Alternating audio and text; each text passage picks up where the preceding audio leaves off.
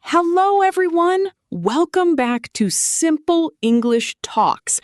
I am so excited you're here today because this episode, I genuinely believe, is one of the most important ones we've ever made. That might sound like a big claim, but by the end of this episode, I think you'll understand exactly why I said that. Hey there, everyone. Welcome.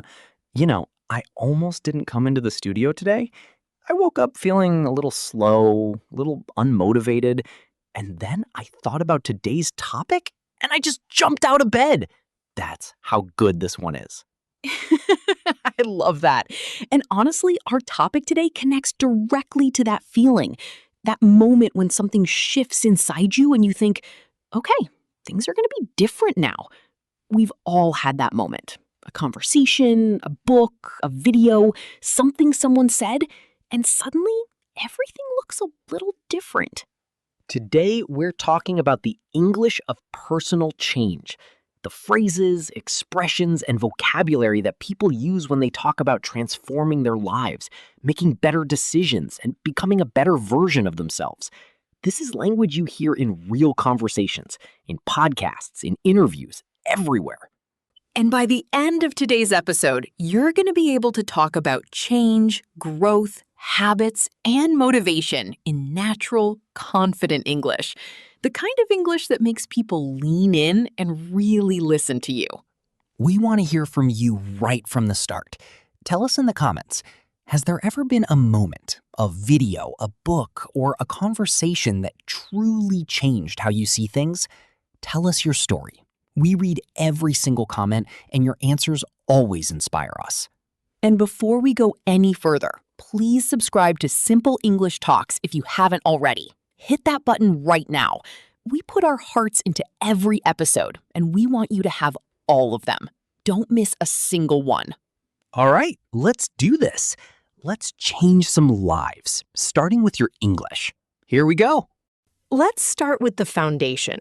When English speakers talk about change, real, meaningful, life-level change, there are certain verbs and phrases that keep showing up. And the most essential one is simply the verb change. But here's the thing. Change works in several different ways, and knowing those ways will make your English much more precise and natural. Right, so change can be intransitive, meaning nothing follows it directly. Everything changed. My life changed completely.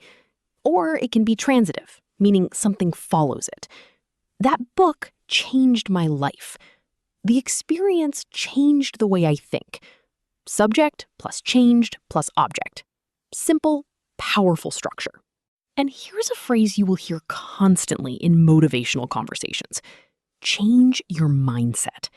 Your mindset is the collection of beliefs and attitudes that shape how you see the world. If you want a different life, you have to change your mindset. Changing your mindset is the first step. This phrase is everywhere in modern English. Along with mindset, you'll often hear perspective. That conversation really shifted my perspective. Travel changes your perspective on so many things. A perspective is your particular point of view, the way you see a situation. And shift here is a beautiful synonym for change. Slightly softer, more gradual. Shift suggests a movement rather than a sudden break. So we have change your mindset and shift your perspective. Let's add one more really important phrase. Turn your life around. This one is powerful. It means to completely change the direction of your life, usually from something negative to something positive. After that conversation with my mentor, I really turned my life around. She turned her life around after a very difficult period. Can you try that one out loud? Say, I want to turn my life around. Go ahead, say it. Feel the weight of that phrase. It's honest, it's real, and it's used by real people in real conversations all the time. Now, let's look at the negative forms, because not all change conversations are positive. Sometimes people say, nothing ever changes. I keep trying, but nothing changes. Or, I'm afraid of change. Change is scary. These are real, honest things people say, And knowing how to express hesitation about change is just as important as knowing the positive phrases. Another really common structure is the moment everything changed. That was the moment everything changed for me. I remember the exact moment my perspective shifted. This structure, the moment plus a clause, is used to describe a turning point, a specific instant when something became different. And turning point itself is a phrase worth knowing. That was a real turning point in my life. Starting this course was a turning point for my career. A turning point is the moment when a significant change begins. It's used in stories, interviews, speeches, very common in English. Let's also touch on wake-up call. This one is so useful. A wake-up call is an event or experience that forces you to pay attention, to realize something important that you were ignoring. Losing that job was a real wake-up call. The doctor's news was a serious wake-up call. It can be a frightening thing, but it leads to change. To recap this section, the core verbs for change are change, shift, and turnaround. The key phrases are change your mindset, shift your perspective, turn your life around, turning point, and wake-up call. Beautiful, powerful vocabulary, and you can start using every single one of these today. Fantastic section. These aren't textbook words. They're real words that real people use when they talk about what matters most to them. Okay, so we've talked about the language of change. Now let's go one step deeper. How do people talk about the process of changing? Because change doesn't usually happen in one magic moment. It happens through decisions, through habits, through those small daily choices that add up over time. And there's really rich English vocabulary for all of that. The most fundamental phrase here is make a decision. Sounds obvious, but there are so many natural variations. I made a decision to stop making excuses. She finally made the decision to go back to school. It was the best decision I ever made. Notice that make goes with decision. You make a decision. You don't do a decision or take a decision in American or British English.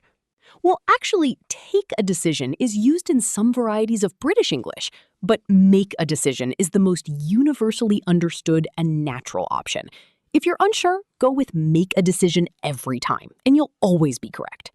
And then there's commit to something. This phrase is huge. I committed to working out 3 times a week. She committed to learning English every single day. Commit to means to promise yourself, seriously, deeply, that you will do something. It's stronger than just deciding. It implies follow-through. The noun form is commitment. Success requires commitment. Language learning takes real commitment. You'll hear this constantly in motivational conversations. And the opposite, when someone doesn't follow through, is give up.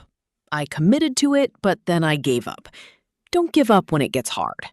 Now, let's talk about the language of habits specifically, because this comes up so much in conversations about personal change. A really common phrase is build a habit. I'm trying to build a habit of reading every night. Building good habits takes time. The image of building is perfect. Habits are constructed slowly, brick by brick. And the opposite, break a habit. It took me months to break the habit of checking my phone first thing in the morning. Bad habits are so hard to break. So you build good habits and break bad ones. That's a really clean pair to remember. Compare how formal and informal English handles this differently. In a more formal or written context, you might say, establishing consistent behavioral patterns requires sustained effort. But in a real conversation, you'd just say, building good habits is really hard at first, but it gets easier. Same idea, completely different register. Here's a practice activity. Think of one habit you want to build and one habit you want to break. Now say both out loud using the phrases we just covered. I want to build a habit of, and I want to break the habit of. Say them. Write them in the comments too. We'd love to know what you're working on. Another phrase that comes up all the time in these conversations is start fresh or start over. I decided to start fresh after moving to a new city. Don't be afraid to start over. It's not failure, it's a new beginning. Start fresh suggests beginning again with a clean slate, leaving the past behind.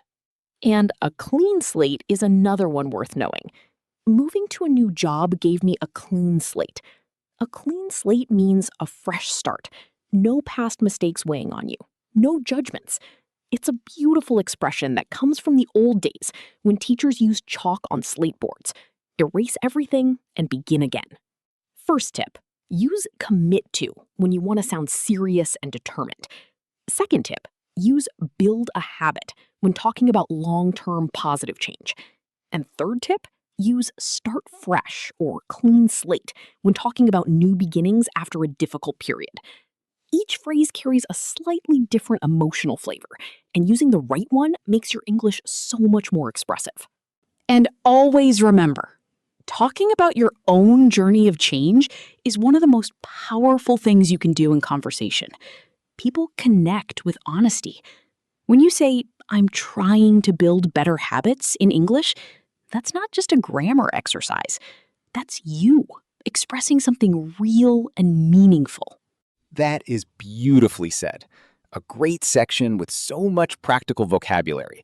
Make a decision, commit to, build a habit, break a habit, start fresh, and clean slate.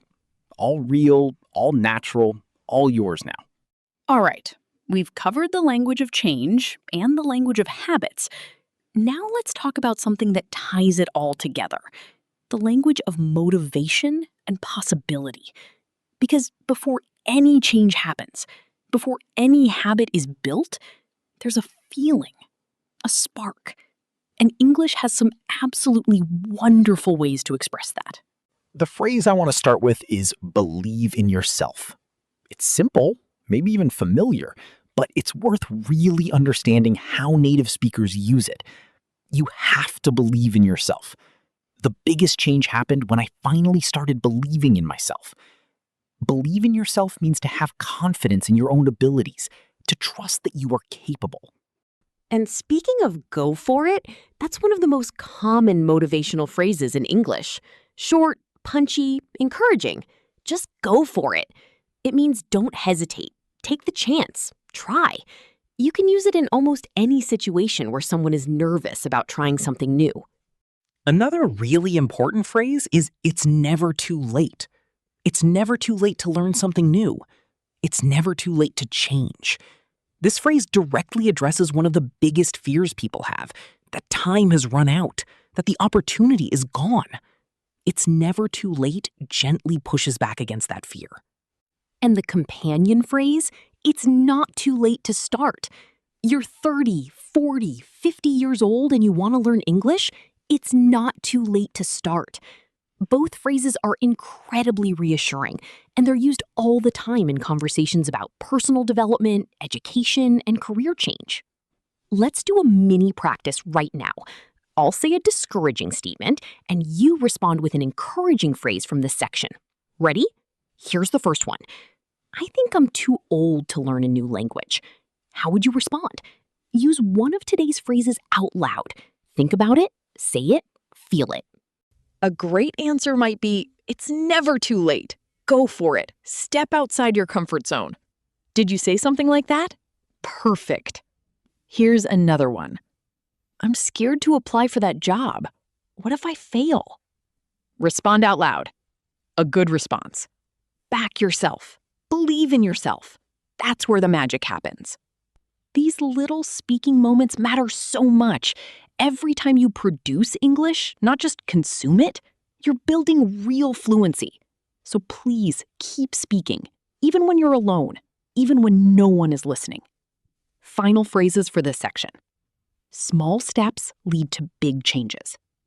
This one is profound in its simplicity.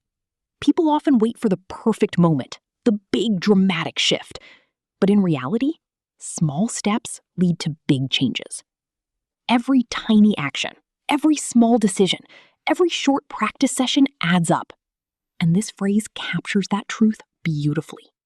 And to tie it all together, you've got this. 3 words, enormously powerful. You've got this means I believe in you. You are capable. You can do this.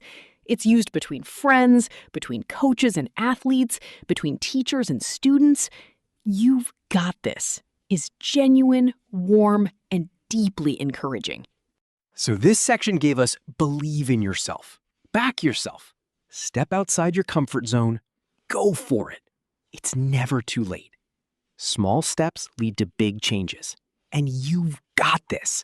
What a collection of phrases. These will serve you in real conversations for the rest of your life. Okay, mistake time. And I want to start by saying every mistake we're about to cover is one that comes from genuinely trying to express meaningful, complex ideas in English. So if you make these mistakes, it means you're thinking deeply. That's a good thing. Let's just fine-tune the expression. Mistake number 1. This one comes up so often. Learners say, "I want to change my life's perspective." But in English, we say, "change my perspective on life," or just "shift my perspective."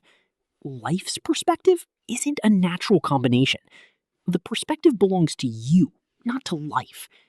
My perspective on life changed completely. That's the natural way. The reason this happens is that in many languages, the possessive structure works differently. But in English, when you're talking about your attitude towards something, use perspective on. My perspective on work, her perspective on relationships, their perspective on education. Mistake number 2, saying, "I made a big decide." Decide is a verb, not a noun. The noun is decision. I made a big decision. It was a difficult decision. Never, I made a decide. This is a really common slip, especially for learners whose language uses the same form for both verb and noun. In English, verb is decide, noun is decision. Keep them separate. Mistake number 3, and this one is a little subtle. Learners say, "I want to build a new habit of exercise."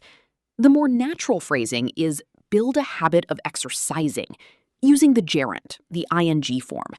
I'm building a habit of waking up early. She's building a habit of reading before bed. After habit of, use the gerund form. Mistake number 4, confusing change and exchange. These are two very different words. Change means to become or make different. Exchange means to give one thing and receive another. I want to change my life is correct. I want to exchange my life? That sounds like you want to swap your life for someone else's, which is a very different thing. Common mix-up, easy fix. And mistake number 5, saying it's never too late for learn English. The correct form is it's never too late to learn English. After too late, use the infinitive, to plus base verb. It's never too late to start. It's never too late to try. Not for learning, not for learn, always to plus the base form of the verb. Practice the correct forms out loud right now. I want to shift my perspective on life. I made an important decision. I'm building a habit of reading every day. It's never too late to learn something new. Say them all, say them clearly, say them with confidence. And truly, making mistakes in a language you're learning is not a sign of weakness. It is proof that you are brave enough to try. The only people who never make mistakes are the ones who never open their mouths. And that's the real mistake. Beautiful. So don't be afraid to speak. Don't be afraid to be wrong, and don't stop. Ever. Time for our favorite activity. Choose the correct sentence. 2 options. One sounds natural. One has a mistake. Listen carefully, choose your answer, and say it out loud. Ready? Let's go. Situation 1. Option A. That experience really changed my perspective on everything. Option B. That experience really changed my perspective of everything. Which is correct? Option A. Changed my perspective on everything. The preposition is on. Perspective on a topic, on a situation, on life, not of. Situation 2. Option A. She committed learning English every day. Option B. She committed to learning English every day. Which one? Option B. Committed to learning. After commit, you need to plus the gerund. Commit to doing something, Never skip the two. Situation 3. Option A, it's never too late to start over. Option B, it's never too late for starting over.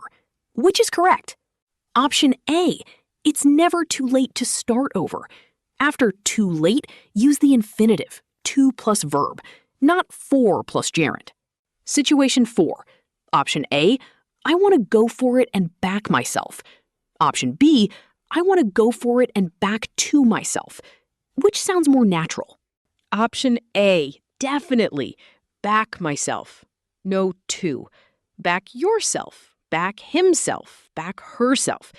There's no preposition after back when it means to support yourself. Now, here is your challenge for the comments. Write one sentence about a change you want to make in your life using at least 2 of today's phrases. Something like, I've decided to step outside my comfort zone and commit to learning English every day because it's never too late. Write yours below. And don't just write it. Say it out loud too. Say it like you mean it. Because the beautiful thing about today's vocabulary is that these aren't just English phrases. These are things that are true. These are things worth saying. Say them with conviction. Say them with feeling. Real language lives in real emotion. And when you connect to what you're saying, people feel it in any language. What an episode! I genuinely feel energized right now. We covered so much today, and I'm so proud of everyone who came along for the whole journey. You showed up. That already says everything about who you are. Let's do our final recap of the 3 big areas from today. First, the language of change. We covered change your mindset, shift your perspective, turn your life around, turning point, and wake-up call. Second, the language of habits and decisions. We talked about make a decision, commit to, build a habit, break a habit, start fresh, and clean slate. And third, the language of motivation and possibility. We explored believe in yourself, back yourself, step outside your comfort zone, go for it. It's never too late. Small steps lead to big changes, and you've got this. That is a genuinely powerful collection of phrases. These aren't filler words. These are the words people use when they talk about the things that matter most: growth, courage, change, and hope. And now, these words are yours. Here's the question I want to leave you with today. What's one thing, just one, that you're going to do differently after listening to this episode? It doesn't have to be big. It can be tiny. Maybe you'll commit to practicing English for 10 minutes a day. Maybe you'll write your first comment in English. Maybe you'll just say, "You've got this," to someone who needs to hear it. What's your one thing? Write it in the comments. Tell us your one thing. And while you're there, if this episode gave you something valuable today, please give it a like and share it with someone who needs a little push. A friend who's learning English, a family member who needs some motivation, share it with them. Good things are worth sharing. And subscribe to Simple English Talks if you haven't already. Every week, we come back with new vocabulary, new conversations, and the same genuine love for helping you grow. We are not going anywhere. We will always be here. You are capable of so much more than you think. Your English is better than you believe. And every single day that you keep trying, you are proving that to yourself and to the world. Small steps lead to big changes, and you've already taken one today just by being here. From all of us at Simple English Talks, thank you for your time, your effort, and your trust. Keep going, keep growing, and we'll be right here waiting for you. See you next time.